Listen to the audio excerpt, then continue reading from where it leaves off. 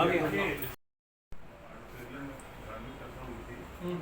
पैसा नगर निगम ने किराया जमा नहीं किया और उसका शुल्क कटे भी है, उसको नियम विरुद्ध दे दिए हैं। हमने आयुक्त महोदय को पत्र दिया है, पत्र में पैसा नियम विरुद्ध जबकि जमा हो जाना था, जमा नहीं हुआ, इसमें आर्थिक अनियमितता हुई, इसको जांच करके कार्रवाई की मांग में आपकी है मेरे पर और इस काम को बता देना क्या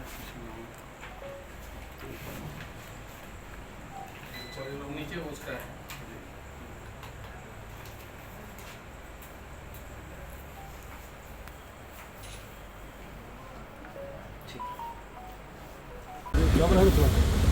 ठीक है रोल है।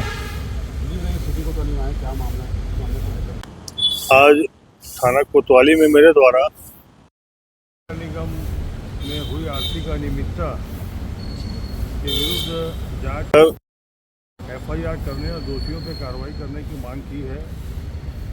विगत कुछ माह पूर्व नगर निगम के ऑडिटोरियम में 2 अगस्त 8 अगस्त तक के धार्मिक कथा का आवेदन दिया गया आयोजनकर्ता समिति द्वारा।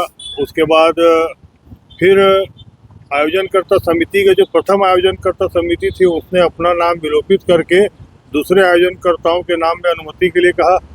दूसरे आयोजनकर्ता समिति को नगर निगम से अनुमति हुई और उनको नोटशीट में बाकायदा किराया पटाने के लिए उनको दिया गया और दूसरे नोटशीट में किराया पटाने के बाबत जानकारी भी दी गई। उसके बाद कार्यक्रम भी हो गया। बाद में वस्तुतः आज तक जानकारी नहीं है कि किराया पटा है कि नहीं पटा है। तो हमने ये मान लिया कि जब रसीद नहीं दिखाई जा रही है नगर निगम द्वारा, चूँकि मैं पार्षद हूँ और पार्षद को अवलोकन करने का अधिकार है, तो नगर निगम के अधिकारी न फाइल दिखा रहे हैं न कुछ बात बोल रहे हैं और किराया पटा है करके कोई बात ही नहीं कर रहे हैं।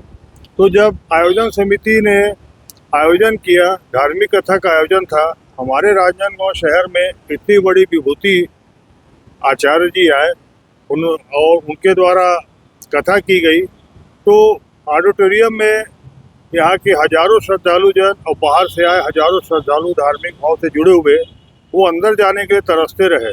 तो अंदर उन्हें जाने नहीं दिया गया और वहाँ पर उनको अंदर प्रवेश करने नहीं दिया गया। आयोजन समिति ने जब टिकट बेची और व्यापार किया, न ये तो कार्यक्रम शासन का था, न प्रशासन का था, न सरकार का था, ये आयोजन समिति का कार्यक्रम था। आयोजन समिति से जुड़े लोगों ने वहाँ पे टिकट बेची, जिसे सोशल मीडिया में हमारे सम्मानित पत्रकार बंधुओं के द्वारा वो जानकारी मिली और उसके बाद में हमारे शहर की जनता न तो आचार्य जी के दर्शन कर पाई प्रत्यक्ष रूप से, न प्रत्यक्ष रूप से कथा का लाभ ले पाई। तो हमारे शहर की जनता ही वंचित है और बाहर ये चंद लोग जो है आयोजन समिति के अपने चंद लोगों के लिए आयोजन किए और उसके बाद नगर निगम का किराया भी नहीं पटाया। और उसके बाद में नगर निगम को, जबकि ये माननीय आयुक्त जो है श्री अभिषेक गुप्ता जी, उनको ये चीज़ देखना चाहिए कि बिना नगर निगम के किसी भी भवन को लेना है तो बिना पैसा पटाए आवेदन देना पड़ता है, उसके बाद शुल्क पटाना पड़ता है। रसीद जब तक के नहीं कटती उसके बाद में आपको भवन जो है उसकी चाबी नहीं मिलती कार्यक्रम के लिए। तो इनको चाबी कैसे मिली? इनको जिन नियम शर्तों में दिया गया था उसका पालन ही नहीं हुआ है, तो इनको चाबी कैसे मिली और आज तक के पैसा नहीं पटा है। जब माननीय आयुक्त अभिषेक गुप्ता जी राजस्व विभाग की यहाँ पर समीक्षा कर रहे हैं, हर हफ्ते में TL की बैठक कर रहे हैं, तो क्या उनको नहीं दिख रहा है कि यहाँ का पैसा नहीं पटा है?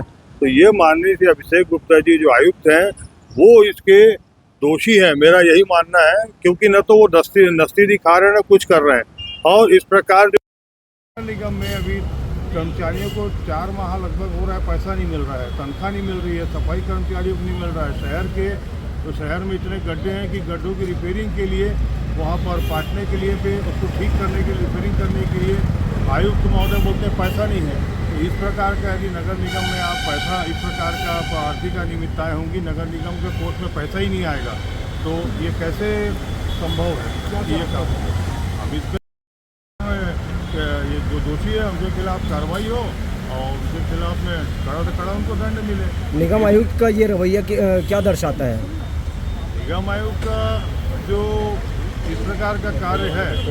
जब उनके नोटशीट में लिखा है कि पैसा को कोषालय में जमा किया जाए, तो ये कोषालय में निगम के जमा नहीं हुआ, तो कोषालय में जमा हुआ, किस कोषालय में जमा हुआ, कितना हुआ, वही बताएंगे।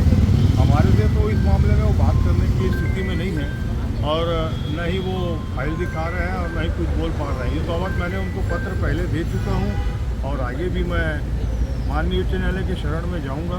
निश्चित रूप से मैंने अभी FIR के लिए संबंधित TI साहब को यहाँ थाना कोतवाली में आवेदन दिया है और कार्रवाई की मांग की है। जब तक के नस्ती नहीं आएगी तब तक के कार्रवाई के बाबत कोई चीज़ें क्लियर नहीं होगी। नगर तो निःशुल्क देने का कोई प्रावधान है क्या नगर निगम? सभी भवनों को देने का प्रावधान है कि आप पहले उसका अनुमति लेने के आवेदन देंगे, आवेदन देने के बाद में उसकी प्रक्रिया होगी, उसकी राशि आपको बताई जाएगी, उसकी राशि की आपको रसीद कटाना पड़ेगा, उसके बाद आपको देना पड़ेगा।